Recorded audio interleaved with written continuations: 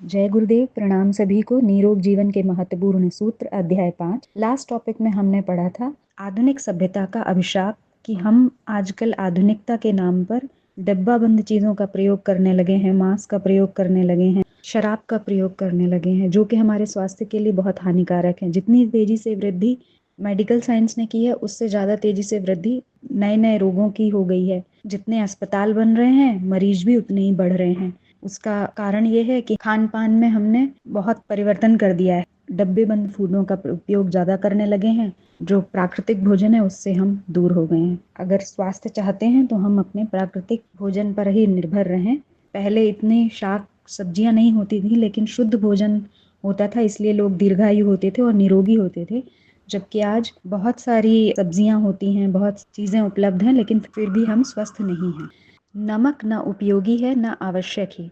प्रचलन में नमक का मिश्रण आहार का एक आवश्यक अंग माना जाता है, किंतु चिकित्सकीय मत के अनुसार यह दृढ़तापूर्वक प्रतिपादित किया जाने लगा है कि नमक बिल्कुल छोड़ देना ठीक है। शरीर शास्त्र एवं जैव रसायन की दृष्टि से नमक शरीर में बिल्कुल कम हो जाने पर जीवन धारण किए रहना संभव नहीं है। इसी तथ्य के आधार पर पश्चिमी देशों तथा रूस में अपना स्वास्थ्य सुधारने के इच्छुकों को नमक छोड़ने की सलाह देने में डॉक्टर लोग हिचकिचाते थे। रूस में जिन लोगों को हृदय के और रक्ताभिसरण रोग होते हैं, उन लोगों को नमक रहित आहार लेने का सुझाव देते हैं। इन चिकित्सकों का यह भी अनुभव है कि सामान्य रोग जैसे कि सर्दी, जुखाम, ब्रोंकाइटिस, सामान्य चर्म रोगों में केवल नमक छोड़ देने से अन्य किसी प्रकार की दवा न लेने पर भी वे रोग ठीक हो जाते हैं। ऐसा होने का कारण यह बताया जाता है कि नमक रहित आहार लेने से शरीर में पाए जाने वाले अतिरिक्त नमक को पचाने तथा पेशाब के माध्यम से बाहर फेंकने का अतिरिक्त श्रम भार गुर्दे व अन्य ग्रंथियों को नहीं उठाना पड़ता। नमक न्यूनाधिक मात्रा में लेने से शरीर में पड़ने वाले प्रभावों का सर्वेक्षण करके विभिन्न देशों में पाए गए तथ्य इस प्रकार हैं। उत्तरी जापान के लोग बहुत अधिक मात्रा में नमक लेते हैं तथा इस क्षेत्र में ब्रेन स्ट्रोक से मृत्यु की संख्या बहुत अधिक पाई जाती है। दक्षिण पैसिफिक के आदिवासी नमक कभी नहीं खाते, उन्हें रक्तचाप एवं मस्तिष्क के स्ट्रोक की शिकायत कभी नहीं होती। अमेरिका के हबशी बहुत अधिक मात्रा में नमक लेते हैं, उनमें उसी क्षेत्र के गोरे लोगों की अपेक्षा 3 गुना अधिक रक्तचाप हुआ करता है। इसीलिए अमेरिका के डॉक्टरों ने यह घोषित किया है कि यदि प्रत्येक व्यक्ति नमक रहित आहार लेना शुरू करे तो रक्तचाप के रोग में बिना किसी प्रकार के औषधि उपचार का सहारा लिए 50% कमी हो सकती है। यह एक बहुत अच्छी चीज है कि कैंसर के रोग से जितने अधिक लोगों की मृत्यु होती है, उससे अनेक गुना लोगों की मृत्यु रक्तचाप की शिकायत से हुआ करती है। मनुष्य के प्रवाहित रक्त में 30 ग्राम नमक होता है। शरीर के अन्य जीव कोश तथा स्रावित रसों आदि कुल मिलाकर 300 ग्राम नमक होता है। दक्षिण पैसिफिक के आदिवासी जो नमक नहीं लेते हैं, उन्हें रक्त संबंधी कोई रोग न होने का रहस्य नमक रहित भोजन तथा उनके प्राकृतिक जीवन क्रम में निहित है। एक ओर यह बात सही है कि हृदय एवं गुर्दे की बीमारियों के लिए नमक नुकसानदेह है, तो दूसरी ओर कई लंबे समय से थकानग्रस्त लोगों को विशेष अवसर पर औषधि की तरह नमक देने से उनका खोया स्वास्थ्य एवं बल तेजी से वापस लौट आता है। अस्पतालों में ऑपरेशन के बाद अधिकतर लोगों की जान बचाने के लिए सेलाइन वाटर देना पड़ता है। एक और नमक लेने वाले और नमक न लेने वालों की तुलना करने पर पाया गया है कि नमक लेने वालों को न लेने वालों की अपेक्षा 2 से 3 गुना अधिक ब्लड प्रेशर पाया जाता है। सोवियत डॉक्टरों के अनुसार विभिन्न मनुष्यों पर नमक का प्रभाव भिन्न भिन्न होता है। यह देखा गया कि आराम तलब लोगों की अपेक्षा श्रमशील लोगों पर नमक का कुप्रभाव बहुत कम होता है। अमेरिका के रॉकफेलर यूनिवर्सिटी के 1981 के अनुसंधानों के अनुसार जो व्यक्ति नमक के प्रभावों के प्रति अति संवेदनशील हैं, उनने डिब्बा बंद व कारखानों में निर्मित आहारों से नमक दूर कर देने पर अधिक स्वास्थ्य लाभ होता है।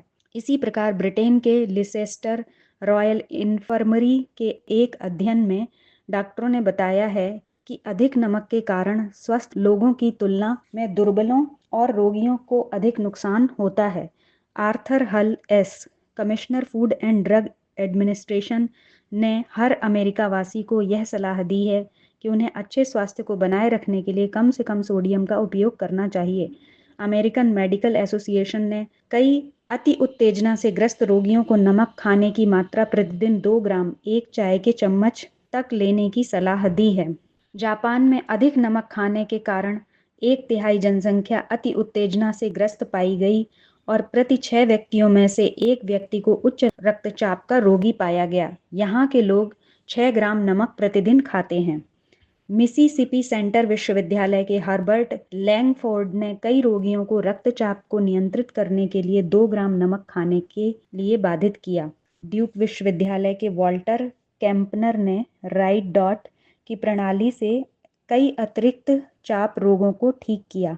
ब्राजील के पनोममो इंडियस कॉला हाड़ी मरुस्थल के बुसमेन और सोलोमन द्वीप में रहने वाले कबीले भी इसके उदाहरण हैं। वे कम नमक खाते हैं, अतः वहाँ अति उत्तेजना का शिकार कोई भी नहीं होता, जबकि उन्नत देशों के लोगों को अति रक्तचाप का शिकार पाया जाता है।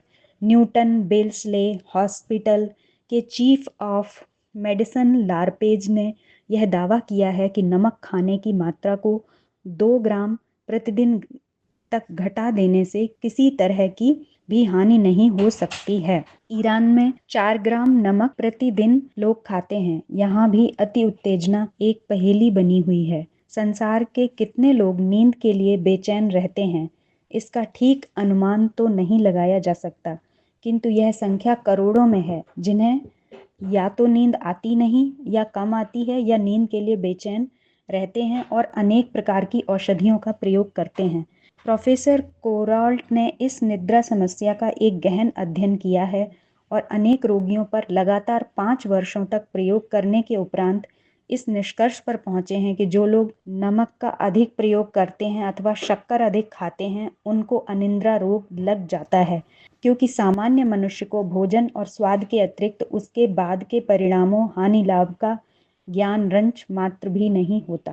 प्रोफेसर कोराल्ट का कहना है कि अधिक नमक खाने वालों के शरीर के कोषाणुओं को इस विजातीय तत्व को शरीर से निष्कासित करने के लिए अधिक श्रम करना पड़ता है। ऐसी अवस्था में जब कोषों को चैन न मिलेगा तो अनिद्रा व तंद्रा जैसी अवस्था बना रहना स्वाभाविक है। अनिद्रा के रोगी जब अधिक नमक खा लेते हैं तो उन्हें अधिक बेचैनी बढ़ जाती है, किंतु नमक कम करते ही रोगी को स्वाभाविक नींद लगती है। अनिद्रा के जीर्ण रोगियों को प्रोफेसर कोराल्ट रात्रि के भोजन में केवल फलाहार, उबली तरकारियां खाने और नमक का त्याग करने का सुझाव देते हैं। नमक कम करने से मोटापा भी दूर होने लगता है। शरीर में अनेक प्रकार के नमक होते हैं और उनकी पूर्ति के लिए आहार में नमक की मात्रा रहनी आवश्यक है, किंतु ध्यान रखने योग्य बात एक ही है कि वे वनस्पति वर्ग के होने चाहिए, खनिज वर्ग के नहीं। हर वनस्पति में क्षार होते हैं। अन्न, फल, शाक, दूध आदि सामान्य आहार में उन लवणों की मात्रा भरी रहती है जो शरीर के लिए आवश्यक है, किंतु वे खनिज नमक की तरह खारी या जायकेदार नहीं होते। फूड सॉल्ट बाजार में बिकते हैं, वे खारी नहीं वरन कड़वे कसैले होते हैं। विटामिन भी एक प्रकार के नमक ही हैं। कितनी ही वनस्पतियों को जलाकर उनके क्षार निकाले जाते हैं, उनका उपयोग भी होता है, पर वे स्वाद में खारी नहीं होती। जितने नमक की शरीर को आवश्यकता है उतना सामान्य खाद्य पदार्थों से सहज ही समाहित होता है और उतने भर से शरीर की स्वाभाविक आवश्यकता सहज ही पूरी होती रहती है। इसके लिए उन खनिज नमक की तनिक भी आवश्यकता नहीं पड़ती जो बाजार में खारेपन का स्वाद उत्पन्न करने के लिए बिकता है और भोजन में अलग से मिलाया जाता है। रासायनिक विश्लेषण के अनुसार खनिज नमक सोडियम क्लोराइड है। यह हल्का विष है, उसमें पोषण का कोई गुण नहीं। वह तंबाकू भांग की तरह एक विषैला पदार्थ है जो नशेबाज को आदत की तरह वैसा ही भोजन करते रहने के कारण स्वभाव का अंग बन गया है। ऐसे तो बहुत से लोगों का काम नशा पिए बिना भी नहीं चलता। कईयों को बीड़ी पिए बिना टट्टी तक नहीं उतरती। यह अवांछनीय आदत है। इससे किसी लाभ की आशा अपेक्षा नहीं की जा सकती, क्योंकि उसमें पोषण जैसा कुछ है नहीं। भोजन संबंधी कितनी ही बुरी आदतों के लोग शिकार पाए जाते हैं, पर अभ्यस्त होने के कारण यह समझ में नहीं आता कि इसमें कोई गलती की जा रही है क्या। जैसे बिना अच्छी तरह चबाए जल्दी जल्दी में ग्रास निगलते जाना, जैसे पेट में हवा पानी के लिए जगह न छोड़कर उसे बुरी तरह ठूस ठूस कर भर लेना, जैसे एक साथ अनेक प्रकार के चित्र विचित्र स्तर के पदार्थों को खाना और पाचन व्यवस्था का सारा ढांचा लड़खड़ा देना। ठीक इसी प्रकार नमक के बिना भोजन में स्वाद न आना, उसे ग्रहण करते समय नाक भौं से कुढ़ना भी ऐसी ही बुरी आदत है, जो उपयोगिता के कारण नहीं, लगातार सेवन करते रहने पर स्वभाव का अंग बन गई है और अब अफीम आदि खाने की तरह न केवल अच्छी ही लगती है, वरन उसे छोड़ देने की बात सोचने से ऐसी आशंका होने लगती है कि उससे कहीं नुकसान ना होने लगे, कमजोरी ना आने लगे। अच्छा हो हम अपनी भोजन संबंधी आदतों को सुधारें, उसे जलाने, भूनने, तलने, मसाले मिलाने, चिकनाई की भरमार करने जैसे खाने में जायकेदार किंतु परिणाम में सर्वथा हानिकारक अभ्यासों को विवेक एवं साहस के साथ परित्याग कर दें। मनोबल के अभाव में ऐसा एक साथ न बन पड़े तो भी इतना प्रयत्न तो करना ही चाहिए कि इन नमक जैसे अखाद्यों की मात्रा क्रमशः घटाते चलें और उसे न्यूनतम रखकर ही काम चलाएं। तो आज के टॉपिक में हमने पढ़ा कि बहुत ज़्यादा अगर हम नमक का प्रयोग करते हैं तो वो हमारे स्वास्थ्य के लिए अच्छा नहीं है। हमें कोशिश करनी चाहिए कि हम कम से कम उसका उपयोग करें। आज के लिए इतना ही। जय गुरुदेव। सभी को प्रणाम।